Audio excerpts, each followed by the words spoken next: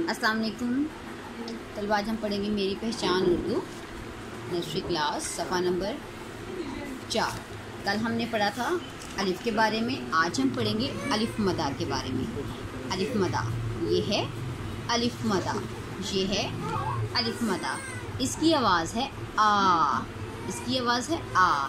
इसकी आवाज़ अलिफ़ की तरह ही है लेकिन थोड़ी सी लंबी होगी। आ, आम, आ,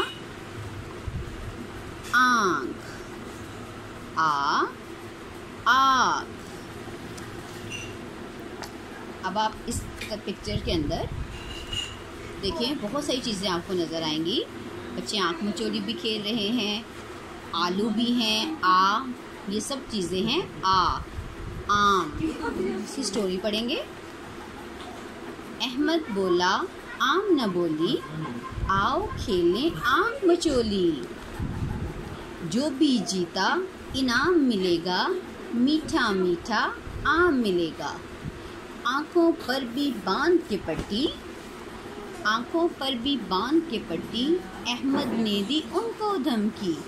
आया आया अहमद आया, तुमको पकड़ने अहमद आया। ठीक है, कल आपसे ये सुना जाएगा।